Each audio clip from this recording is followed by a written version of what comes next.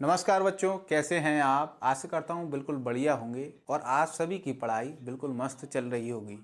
आज हमारी दूसरी क्लास है तीसरे अध्याय की, जिसका नाम है बंधुत्व जाति तथा वर्ग आरंभिक समाज लगभग 600 ईसा पूर्व से 600 ईस्वी तक। ठीक है, इसमें हम समाज के बारे में जान रहे थे कि ऐतिहासिक काल में समाज कैसा था। तो उसका अध्ययन इतिहासकारों ने किया, वही हम समझ रहे हैं। ठीक है, अब यहाँ पे देखिए सभी बच्चे कि आपके ये 5 टॉपिक हैं इस बंधुता एवं व्यवहार अनेक नियम और व्यवहार की भिन्नता इस हेडिंग के अंतर्गत। ठीक है, हम इसके एक एक टॉपिक को उठाते चलेंगे और आपको समझाते चलेंगे। पहले समझाएंगे, बाद में किताब को भी रीड करा देंगे, दोनों काम हो जाएंगे। देखिए सबसे पहले देखिए परिवारों के बारे में जानकारी, ये आपका पहला टॉपिक किताब में भी देख सकते हैं 2.1। हाँ, अब देखिए परिवार क्या होता है। पहले आप इन प्रश्नों पर विचार कर लीजिए, जो क्योंकि इनका अर्थ अगर आपको नहीं आएगा तो ये बातें आपको समझ में नहीं आएंगी। देखिए प्यारे बच्चों कि परिवार क्या होता है, ये प्रश्न आप अपने आप से कीजिए। अगर उत्तर आता तो ठीक है और नहीं आता तो भी ठीक है, मैं समझा दूंगा। बंधु बांधव क्या क्या होते हैं, मतलब कौन होते हैं, यहाँ पे कौन निकाल लेना। कौन होते हैं बंधु बांधव, और जाति क्या होती है। इन 3 प्रश्नों पर आप विचार करिए।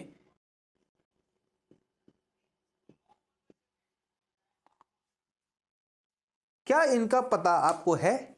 नहीं पता तो यहाँ पे देखिए कि परिवार आप सभी के परिवार होंगे।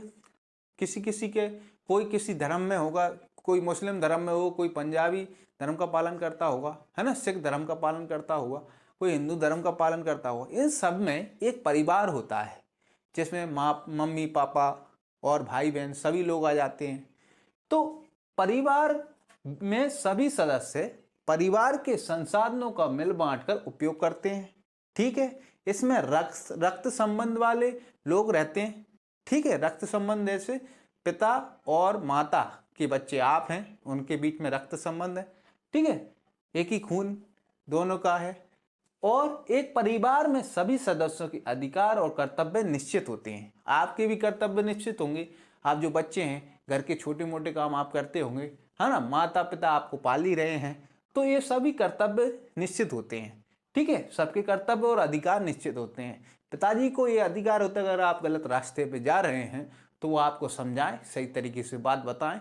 ऐसे काम पिताजी करते हैं। माता पिता आपके प्रथम शिक्षक होते हैं, जो आपको अच्छे बुरे की समझ देते हैं। तो हर सदस्य का अधिकार और कर्तव्य होते हैं। किसी किसी के घर में दादा दादी होंगे। ठीक है, तो ये सब परिवार के सदस्य होते हैं और ये सारे लोग क्या मिलके बनाते हैं एक परिवार। अब उसके बारे में और देखिए, सभी परिवार एक जैसे नहीं होते। आज सब में सभी के परिवार एक जैसे नहीं होंगे। किसी के परिवार में सदस्य ज्यादा होंगे, किसी के परिवार में सदस्य कम होंगे।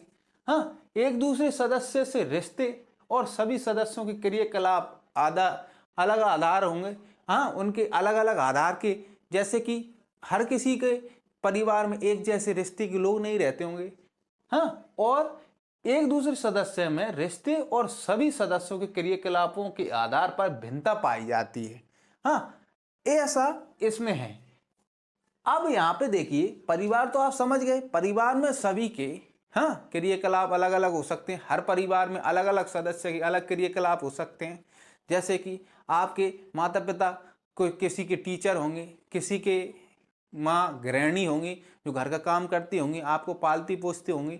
ऐसे प्रकार के अलग अलग परिवार में माता पिता और सभी सदस्यों की अलग अलग भूमिका होती है और वो अलग अलग कार्य क्रियाकलाप करते रहते हैं, सभी में समानता नहीं होती। यही बात ये कह रहे हैं।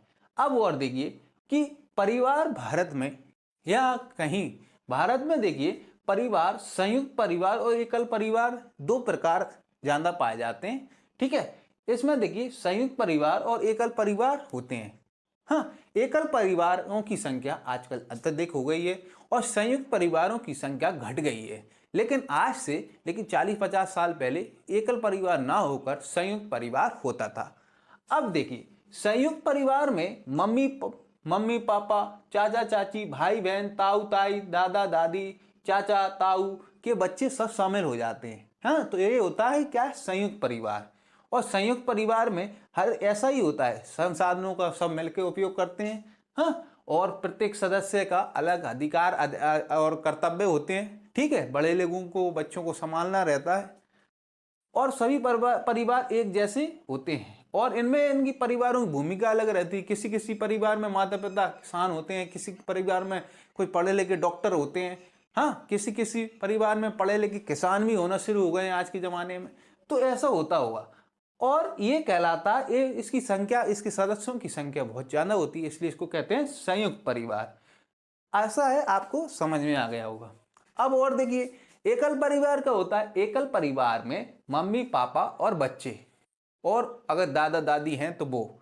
तो एकल परिवार में सदस्यों की संख्या कम होती है। हाँ, इसके भी सदस्यों के अधिकार और कर्तव्य होते हैं। आजकल शहरी क्षेत्र में और ज्यादातर क्षेत्रों में एकल परिवार अत्यधिक हो चुका है और एकल परिवारों की संख्या आपको ज्यादा मिलेगी। इतनी बात आपको समझ में आ गई, परिवारों के प्रकार आपको समझ में आ गए। इसके बाद मैं रीड भी कराऊंगा आपको किताब को कि उसमें कुछ रह जाए तो उसको भी मैं आपको बता दूं। ठीक है, अब ये तो आपको समझ में आ गया। अब इन सभी के रिश्तेदार क्या कहलाते हैं, बंधु बांधव कहलाते हैं। क्या कहलाते हैं, बंधु बांधव। आज सभी के रिलेटिव्स होंगे, हाँ, वो सब किस में आते हैं, बंधु बांधव में, यार रिश्तेदारी में आते हैं। इसमें कौन कौन आ सकते, बुआ फूफा जी, मामा मामी, नाना नानी, साला साली, बुआ फूफा जी के बच्चे, मामा मामी के बच्चे और भी कोई एक्स जो रिश्ते हों तो वो सब किस में आ जाते हैं, बंधु बांधव में। इतनी बात आपको समझ में आई। ठीक है, अब बंधु बांधव आप समझ चुके, तो फिर जाति क्या होती है। जाति बंधु बांधवों का समूह होता है। जो बंधु बांधव हैं ये सब मिला के मिलकर, कई सारे बंधु बांधव मिलके क्या बनाते हैं, एक जाति बनाते हैं। समझ में आया। और जिनके पुरखे, पुरखे मतलब पुरखे कभी किसी समय काल में, किसी इतिहास में, किसी समय काल में एक परिवार के हिस्सा रहे होंगे और बाद में जब समय काल बीता तो उनकी कई शाखाएं फूट गई होंगी कोई, हाँ, तो वो क्या बन गए, एक जाति के लोग बन गए। जैसे कि श्री राम, श्री राम के बारे में आपने सबने सुना। हाँ, राम भगवान के जो वंशज हैं वो कौन कहलाते हैं, रघुवंशी कहलाते हैं। और रघुवंशी आज कितने सारे हैं। हाँ, ऐतिहासिक काल में राम थे, उनके पूर्वज। हाँ, और आज रघुवंशी एक जाति बन गई है। आया समझ में, इतनी बात आपको समझ में आई। राम भगवान के 4 भाई थे, है ना, 4 भाइयों के जो बच्चे हुए होंगे, हाँ, वो आगे चलकर आज उन बच्चों के बच्चे हुए होंगे। इस प्रकार से कई प्रकार की, एक प्रकार की जाति बन गई है रघुवंशी। आपको इतनी बात समझ में आ गई। अब यहाँ पे देखिए, बंधु बांधव समझ में आया, जाति समझ में आए, है ना, बंधु बांधव मिलके क्या बनाते हैं, जाति। ठीक है, अब इतिहास में, जो इतिहास है उसमें 600 ईसा पूर्व से लेके 600 ईस्वी के समय बंधु बांधव कैसे थे, उनका क्या भूमिका थी, क्या इसी तरह के थे कि और कुछ स्थिति थी, तो ऐसी बातों का अपन अध्ययन अभी करेंगे। इतिहासकारों ने इसका पता कैसे लगाया कि 600 ईसा पूर्व से 600 ईस्वी के बीच में किस प्रकार का परिवार रहता था, उसके बारे में हम बात करेंगे। अभी एक चीज और देखिए, इसमें भारत के जो उत्तर भारत और दक्षिण भारत है, तो उत्तर भारत में परिवार जो रिश्तेदार होते हैं उनमें क्या होता है कि रक्त संबंध ज्यादातर, हर परिवार में ऐसा अलग अलग हो सकता है। देखिए, क्या एक परिवार में ऐसा होता है कि जो बुआ फूफा जी की जो लड़के लड़की हैं उनका व्यवहार भाई के लड़के से नहीं होता। ज्यादातर समाज में, ज्यादातर जातियों, ज्यादातर परिवारों में ऐसा होता है कि जो बुआ फूफा जी का विवाह किससे नहीं होता, जो आपके बुआ का जो भाई है उसके लड़कों से या लड़की से नहीं होता। ठीक है, लेकिन दक्षिण भारत में ऐसा विवाह हो जाता है, रक्त संबंध मतलब ऐसा विवाह हो जाता है, परिवारों के जो सदस्य हैं वो ऐसा विवाह कर लेते हैं, मतलब बंधु बांधवों से विवाह कर लेते हैं। तो ऐसी परिस्थिति दक्षिण भारत में हिंदू धर्म में पाई गई है और उत्तर भारत में ऐसी स्थिति पाई नहीं गई है। तो बात आप दोनों को समझ में आ गई होगी कि इनमें क्या है, भिन्नता पाई जाती परिवारों में। कि कहीं पर क्या होता है कि एक ही परिवार के जो रिलेटिव्स हैं उनमें विवाह हो जाता है और किसी किसी समाज में एक ही परिवार के रिलेटिवों में क्या होता है, विवाह नहीं होता, शादी नहीं होती। बात समझ में आ गई। मुस्लिम धर्म में बुआ और मामा मामी के जो लड़के हैं उनसे विवाह हो जाता है, ऐसा होता है, ठीक है। लेकिन हिंदू धर्म में कुछ परिवारों में ऐसा होता है और अक्सर ऐसा दक्षिण भारत के हिंदू धर्म के परिवारों में ऐसा पाया गया है, जबकि उत्तर भारत के जो परिवार हैं उनमें ऐसा नहीं पाया गया है, ठीक है, कि उसमें अपने रिलेटिव के लड़के लड़कियों से विवाह होता नहीं है। इतनी बात आपको समझ में आ गई होगी। अब यहाँ पे देखिए, अब आप अपनी किताब में देखिए, अन्यथा अगर किताब नहीं है तो आप स्क्रीन पर भी आपको लाइन देखेंगे, उनको पढ़ते चलना, साथ में मैं भी पढ़ूंगा। 2.1 परिवारों के बारे में जानकारी। हम बहुधा पारिवारिक जीवन को सहज स्वीकार लेते हैं, आप सभी स्वीकार लेते हैं। आप जिस परिवार में जन्म लेते हैं तो आपको ऐसा ही लगता है कि ऐसा ही सारा परिवार रहा है, हाँ, और अन्य सभी परिवार भी ऐसे ही होते होंगे, लेकिन ऐसा नहीं है। सभी परिवारों में अलग अलग प्रकार से भिन्नता रहती है, किंतु आपने देखा होगा कि सभी परिवार एक जैसे नहीं होते। पारिवारिक जनों की गिनती, मतलब उनके सदस्यों की संख्या, एक दूसरे से उनका रिश्ता, उनके क्रियाकलापों में भिन्नता होती है। कई बार एक ही परिवार के लोग भोजन और अन्य संसाधनों को आपस में मिल बांट कर इस्तेमाल भी करते हैं। एक साथ रहते और काम करते हैं और अनुष्ठानों के साथ ही संपादित करते हैं। अनुष्ठान मतलब जो कुछ धार्मिक क्रिया करते हैं उनको साथ साथ करते हैं, जैसे यज्ञ वगैरह। परिवार एक बड़े समूह का हिस्सा होते हैं जिन्हें हम संबंधी कहते हैं। संबंधियों का हिस्सा ही तो एक परिवार होता है, ठीक है। मामा का परिवार, बुआ का परिवार। तकनीकी भाषा का इस्तेमाल करें तो हम संबंधियों को क्या कह सकते हैं?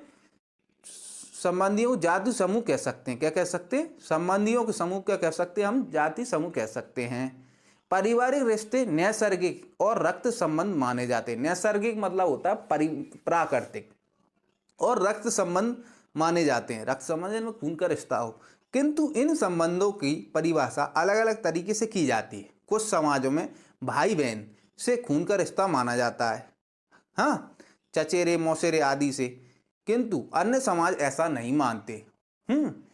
आरंभिक समाजों के संदर्भ में इतिहासकारों को विशिष्ट परिवारों के बारे में जानकारी आसानी से मिल जाती है, किंतु जो विशिष्ट परिवार, जो इतिहासकार हैं, उनको जानकारी किसकी मिलती? विशिष्ट परिवार। जैसे राजा महाराजाओं की जानकारी तो अपन को मिलती जाती है, लेकिन सामान्य लोगों के परिवारों के संबंधों को पुनर्निर्मित करना मुश्किल होता है। इतिहासकार परिवार और बंधुता संबंधी विचारों का भी विश्लेषण करते हैं। विश्लेषण मतलब उस पर अध्ययन करते हैं, कारण और परिणाम पर। इनका अध्ययन इसलिए महत्वपूर्ण है क्योंकि इससे लोगों की सोच का पता चलता है, हाँ, उस समय कैसी क्या सोच रखते थे परिवार के बारे में, उसके बारे में पता चलता है। संभवतः इन विचारों ने लोगों के क्रियाकलापों को प्रभावित किया हुआ, इस तरह व्यवहार ने विचारों पर भी असर डाला हुआ। तो इतनी बात आपको समझ में आई, जो मैं समझाना चाह रहा था वो भी समझ में आ गया। अब देखिए, यहाँ पे एक छोटा सा डिब्बा दिया है, देखो स्क्रीन पर भी दिख रहा होगा। परिवार और बंधुता के लिए प्रयुक्त शब्द। संस्कृत जो ग्रंथ हैं, संस्कृत जो ग्रंथ, इतिहास में जो संस्कृत भाषा जो पढ़े लिखे लोगों की भाषा कहलाती थी, तो उसके ग्रंथ हैं, उसमें कुल शब्द का प्रयोग किया गया है। कुल का प्रयोग किया है। ये किसके लिए प्रयोग किया है? परिवार के लिए। और उस समय ज्यादातर संयुक्त परिवार रहते थे, और जाति का बांधवों के बड़े समूह के लिए होता था। बात समझ में आई? जाति शब्द का प्रयोग किया गया है उनमें, तो उसका प्रयोग किसके लिए? बांधवों के बड़े समूह के लिए किया जाता था। पीढ़ी दर पीढ़ी किसी भी कुल के पूर्वज इकट्ठे रूप में एक ही वंश के माने जाते थे। ये हो गया आपका पहला टॉपिक। इसमें आपको बहुत सी चीजें समझ में आ गई होंगी, और मैंने उत्तर भारत और दक्षिण भारत को उदाहरण भी दिया। आप सभी के परिवार जो आप पढ़ रहे हैं, तो सबके परिवार अलग अलग भूमिका है, अलग अलग उनके सदस्य हैं, तो इस सब में भिन्नता पाई जाती है। इतनी बात आपको समझ में आ गई। अब चलिए आगे बढ़ते हैं दूसरे टॉपिक पर।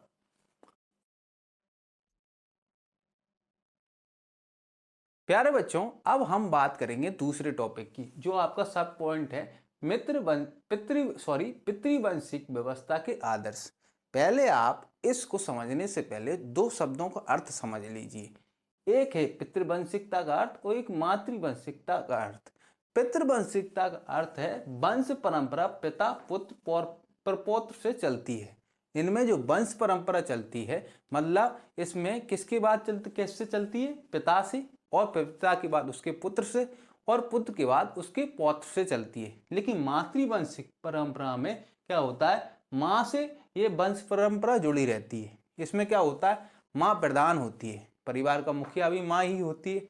और उसके जो बच्चे होंगे उसमें जो माँ की जैसे लड़की और लड़का होता है, तो उसमें जो लड़की रहेगी ना, वो क्या रहेगी, परिवार की वंश परंपरा को आगे बढ़ाएगी। किसकी, माँ के वंश परंपरा को आगे बढ़ाएगी। जबकि भाई है वो किसी और के घर चला जाएगा।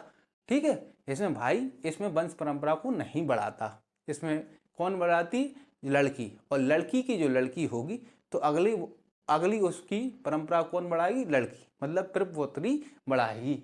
इसमें समझ में आ रहा होगा।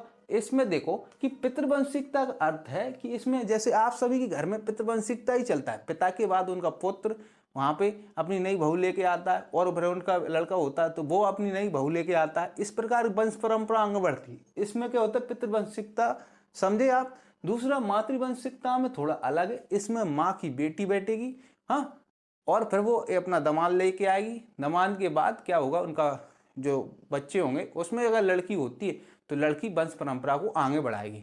ऐसा मातृवंशिकता में होता है। लेकिन ये भारत में कई छोटे एक आध क्षेत्रों में ही देखने को मिलता है, ज़्यादा नहीं है। लेकिन इसमें पितृवंशिकता अत्यधिक महत्वपूर्ण है और पूरे भारत में ऐतिहासिक रूप से भी ये पाई गई है।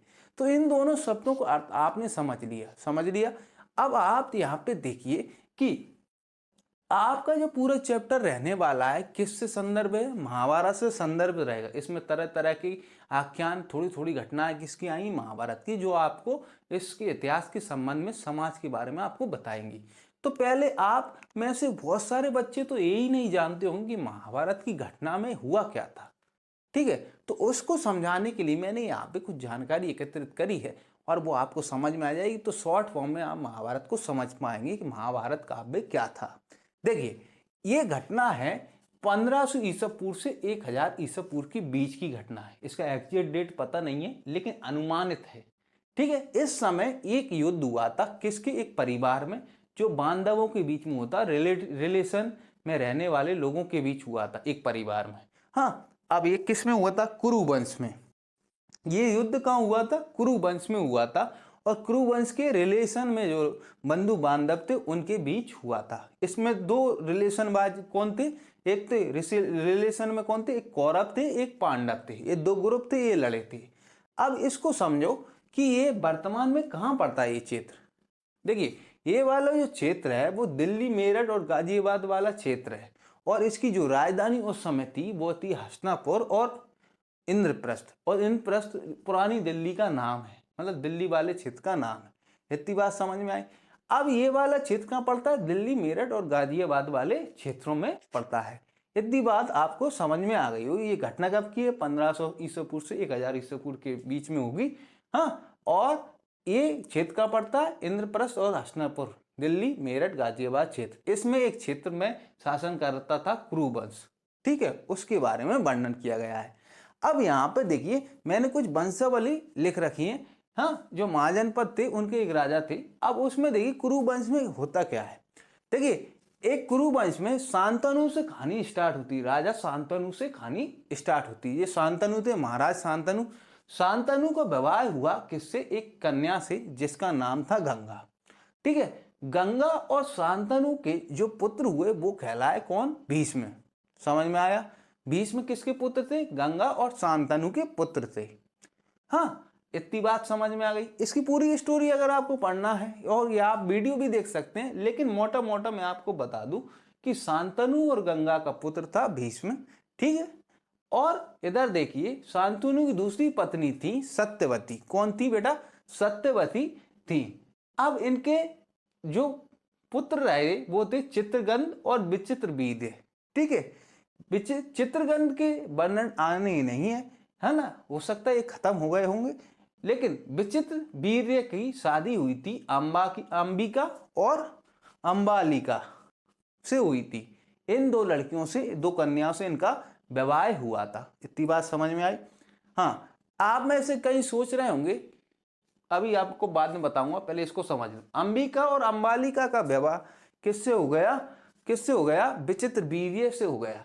अब विचित्र वीर्य की अंबिका से हुआ धृतराष्ट्र। कौन हुआ? धृतराष्ट्र का पुत्र हुआ अंबिका से। हाँ, जो कि जन्म से ही अंधे थे। क्या थे बच्चों? जन्म से ही अंधे। कहां से? कौन थे? अंबिका के पुत्र कौन थे? धृतराष्ट्र। बात समझ में आई? अब देखिए अंबालिका के पुत्र कौन हुए? पांडु। कौन हुए बेटे? पांडु। पांडु पांडु के पुत्र पांडु का विवाह हुआ किससे? कुंती और माद्री से। किससे हुआ? माद्री और कुंती, दो कन्याओं से किसका विवाह हुआ? पांडु से। पांडु और कुंती के जो बच्चे हुए वो थे कौन? युधिष्ठिर, भीम, अर्जुन। तीन पुत्र इनसे हुए। और एक कर्ण हुआ था कुंती के गर्भ से, जो उसके कुमारेपन में हुआ था। कुमारे समय में जब वो विवाह नहीं किया तो उससे पहले हुआ था कर्ण। ठीक है, तो इस प्रकार के ये कर्ण था जिसके बारे में आप कहानी वगैरह सुनते हैं। तो ये क्या हो गया था? बालकाल में हुआ था, जब वो क्या 15-16 साल की स्त्री रही होंगी, जब कुंवारा इस समय रहा हुआ। और विवाह के बाद पांडु और कुंती के पुत्र हुए तीन, युधिष्ठिर, भीम, अर्जुन। ठीक है, इतनी बात समझ में आई। और पांडु थे, पांडु की दूसरी पत्नी थी माद्री, और माद्री से हुए थे नकुल और सहदेव। इतनी बात समझ में आई। माद्री के पुत्र कौन हुए? नकुल और सहदेव। इस प्रकार के 5 पांडव हो गए। कौन? युधिष्ठिर, भीम, अर्जुन, नकुल और सहदेव। जो कर्ण थे वो क्या थे? बाल्यकाल में पहले ही हुए थे। अब जिसकी पूरी कहानी है आपको सुनना है तो बाद में बताऊंगा, पर थोड़ा बहुत मैं बता दिया हूं। आपको इसको पूरी वीडियो देख सकते हैं किसी और चैनल पर। ठीक, इतनी बात आपको समझ में आई। अब देखिए महाभारत में श्री कृष्ण का भी योगदान मिलता है। वो क्यों आए थे इसमें? देखिए महाभारत में सूरसेन एक शासन था। आपने उसमें चित्र में देखी, मथुरा का पुराना नाम ही सूरसेन है। तो वहां के शासक थे सूरसेन, जो यदुवंशी थी, यादव थे। ठीक है, इनके पुत्र थे वासुदेव, सुत, सुबा और कुंती। इनके पुत्र कौन थे? सुत, सुबा, वासुदेव और कुंती। कुंती बहन थी किसकी? वासुदेव की। यानी कि और वासुदेव के पुत्र हुए श्री कृष्ण, बलराम और सुभद्रा। कौन? श्री कृष्ण, बलराम और सुभद्रा। सुभद्रा लड़की थी, श्री कृष्ण और बलराम कौन थे? भाई थे। इनमें बलराम बड़े थे और श्री कृष्ण छोटे थे। बात समझ में आ गई? हाँ, अब देखो वासुदेव और कुंती क्या थे? भाई बहन। तो श्री कृष्ण और बलराम की ये क्या लगी? बहनें लगी। और बहन के जो बच्चे हुए वो ये थे युधिष्ठिर, भीम, अर्जुन और नकुल, सहदेव भी थे। तो ये क्या कहलाए? तो वासुदेव के ये कौन कहलाए? भतीजे कहलाए। इतनी बात समझ में आई। तो श्री कृष्ण की बुआ कौन थी? कुंती थी। इतनी बात आपको समझ में आ गई होगी। अब इधर देखिए, ये थे धृतराष्ट्र। किसके पुत्र थे? अंबिका के। और जो जन्म से ही अंधे थे, इनका विवाह हुआ गांधारी से। हाँ, गांधारी से हुआ था। और गांधारी के 100 पुत्र हुए। कितने हुए? 100 पुत्र। गांधारी और धृतराष्ट्र के कितने पुत्र हुए? 100 पुत्र। जिसमें सबसे बड़ा था दुर्योधन, फिर दुशाला और दुशासन। ये 3 भाई थे मुख्य, और बाकी 97 पुत्र और थे। इस प्रकार 100 पुत्र थे। अब ये तो आपको समझ में आया कि इनकी क्या वंशावली है, ये तो आपको समझ में आ गया। अब यहाँ पे देखिए कि ये कौन कौन सी चीजें हैं। देखिए ये आपके आएंगे थोड़े बहुत, आपको इस चैप्टर में कुछ कथा के थोड़े थोड़े अंश आएंगे, तो उनमें आपको समझने की जरूरत है कि किसमें क्या हो रहा है। तो गांधारी थी। गांधारी के जो पुत्र थे दुर्योधन, दुशाल और दुशासन, और 97 पुत्र अन्य थे। अब देखो गांधारी का एक भाई था शकुनी। कौन था बच्चों? शकुनी, जो लंगड़ा के चलता था, टेक के चलता था, शकुनी। और देखिए अब शकुनी किसका भाई था? गांधारी का, मतलब दुर्योधन, दुशाला, दुशासन का भाई, मामा था। बात समझ में आई? इतनी आपको समझ में आई। श्री कृष्ण कौन थे, युधिष्ठिर वगैरह, भीम, अर्जुन कौन थे, इतनी बात आपको समझ में आ गई। अब देखिए और देखिए और क्या होगा। हाँ, अब देखिए यहाँ पे देखिए भीष्म है ना, जो भीष्म है, इन्होंने भीष्म प्रतिज्ञा करी थी आजीवन व्यवहार न करने की। ये भीष्म है, किसके पुत्र? शांतनु और गंगा के पुत्र हैं। देखिए हुआ क्या था, इसके पीछे स्टोरी देखिए कि जो शांतनु थे, है ना, जब गंगा इनको छोड़ के चली गई थी, तो क्या है, इनका मन उदास था, तो ये शिकार खेलने गए थे। वहां पर इनको मिली थी सत्यवती। हाँ, और सत्यवती के सामने इन्होंने क्या रखा था? विवाह प्रस्ताव रखा था। सत्यवती ने एक शर्त पर विवाह प्रस्ताव को मानने स्वीकार किया था कि अगर भीष्म है ना, वो अगर बड़े होकर राज्य करेंगे तो मेरे पुत्र को राज्य नहीं मिलेगा। तो मैं आपसे विवाह जब भी करूं जब मेरे जो पुत्र बनेंगे, पुत्र होंगे जो भविष्य में, तो उनको आप राज्य दोगे अपना, भीष्म को नहीं दोगे। ऐसा इन्होंने इनसे कहा था। तो शांतनु घर आकर उदास रहने लगे राजमहल में आकर। तो इस पीड़ा को जानकर भीष्म ने क्या किया, भीष्म प्रतिज्ञा ले ली कि मैं आजीवन क्या करूंगा, विवाह नहीं करूंगा। हाँ, विवाह नहीं करूंगा और ना ही मैं राज करूंगा। ठीक है, ऐसा इन्होंने कर लिया। थोड़ा मैं इसको समझा नहीं पाया, इसको देखिए कि जो भीष्म थे, इन्होंने सत्यवती ने कहा कि आपका भीष्म ताकतवर है, सब कुछ जानता है, तो वो शासन करने लगेगा, है ना। तो इन्होंने भीष्म ने कहा कि मैं आजीवन शासन नहीं करूंगा और आपके पुत्रों को क्या मिलेगा, राज मिलेगा। इसको पता चल गया। अब ये इनको मन में और शंका रही कि अगर आपने राज नहीं किया चलो ठीक है, लेकिन आपके जो पुत्र रहेंगे, है ना, जो आपके होंगे भविष्य में, तो वो मेरे बच्चों से राज्य छीन लेंगे, है ना। तो सत्यवती ने ये बात कही थी भीष्म से।